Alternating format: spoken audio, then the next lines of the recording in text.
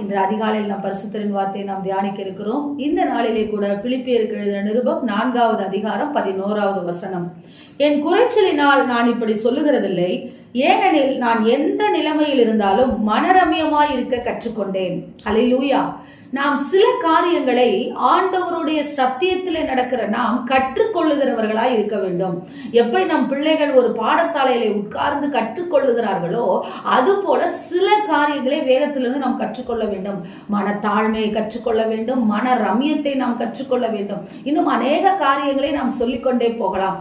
இந்த நாளிலே கர்த்தர் நமக்கு சொல்லுகிற ஒரு ஆலோசனை, எந்த நிலையில் இருந்தாலும் மனரம்யமாய் இருக்க நாம் கற்றுக்கொள்ள வேண்டும் என்று சொல்லி, வாழ்ந்திருக்கவும் தெரிய வேண்டும், தாழ்ந்திருக்கவும் நமக்கு தெரிய வேண்டும் என்று சொல்லி, எப்பொழுதும் எல்லாவற்றிலும் திருப்தியாயிருக்கவும் நமக்கு போதிக்கப்பட வேண்டும், நாம் கற்றுக்கொள்ள வேண்டும். இன்றைக்கு தேவ ஜனமே நம்முடைய கிறிஸ்தவ வாழ்க்கையிலே சந்தோஷம், மகிழ்ச்சியா இருக்கும் பொழுது, ஆனந்தமா இருக்கும் பொழுது, நம் வீட்டிலே சுப நிகழ்ச்சிகளும் நன்மையான காரியங்களும் நடக்கும் பொழுது மாத்திரம் நாம் உற்சாகமாய் இருக்கக்கூடாது. நம்முடைய வாழ்க்கையிலே கண்ணீர், கவலை, கஷ்டம் எல்லா சூழ்நிலையும் நம்மோடு கூட ஆண்டவர் இருக்கிறார் என்று சொல்லி விசுவாசம் நம்ம இடத்துல இருக்க வேண்டும். இந்த பிராக்டிஸ்குள்ள நம்ம வரணும் அப்படின்னா நம்ம முதலாவது இதை கற்றுக்கொள்ள வேண்டும்.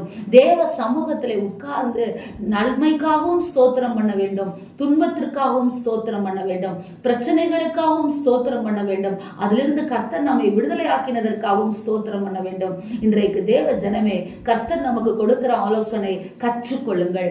எல்லா சூழ்நிலையும் மனரம்யமா இருக்க கற்றுக்கொள்ளுங்கள். இன்றைக்கு நாம் பார்க்கிறோம், கிறிஸ்தவர்கள் அநேக வியாதிகளிலே சிக்குண்டுகிற, கேன்சர் வியாதி, கிட்னி ஃபெயிலியர், லங்ஸ் ஃபெயிலியர், இதோ எல்லா உள்ளுறுப்புகளும் பாதிக்கப்பட்ட நிலைமையிலே சுகர், பிபி என்று சொல்லி இந்த வியாதிகள் அனைத்தும் வரக்கூடியது எதனால் தெரியுமா? மனரம்யம் இல்லாததுனால்தான். நம்முடைய வாழ்க்கையிலே ஒரு குறைச்சல் என்று வரும் பொழுது அதை ஏற்றுக்கொள்ளக்கூடிய மனப்பக்குவம் நம்முடைய வாழ்க்கையிலே இல்லாததுனால்தான். எனவே தேவ ஜனமே, இந்த நாளிலே கர்த்தர் நமக்கு கொடுக்கிற ஆலோசனை என்ன தெரியுமா? மனரம்யமா இருக்க தேவ சமூகத்திலே உட்கார்ந்து கற்றுக்கொள்ளுங்கள். ஆவியானவர் நமக்கு கற்றுக் கொடுப்பார். அந்த ஆவியானவருடைய சந்தோஷம் நம்மை நிரப்பி எல்லா சூழ்நிலையிலும் எப்படியும் இருக்க நமக்கு கற்றுக் கொடுக்கும். நிச்சயம் கர்த்தர் நம்மளை ஆசீர்வதிப்பார். ஆமென். எங்களை நேசிக்கிற எங்கள் நல்ல தகப்பனே, இந்த நாளிலே எங்களுக்கு ஒரு ஆலோசனை கொடுத்திருக்கிறேன். எல்லா சூழ்நிலையும் நாங்கள் மனரம்யமா இருக்க, உங்க சமூகத்துல கற்றுக்கொள்ள, எல்லா சூழ்நிலைக்காகவும் நன்றி சொல்ல, எல்லா சூழ்நிலையும் திருப்தியா இருக்க ராஜா, உங்க சமூகத்துல உட்கார்ந்து நாங்கள் கற்றுக்கொள்ள எங்களுக்கு கிருபை கொடுங்கன்னு சொல்லி ஜெபிக்கிறோம். எங்களை ஆசீர்வதிங்க, பொறுப்படுங்க நல்ல பிதாவே. Amen. Praise the lord. Hallelujah.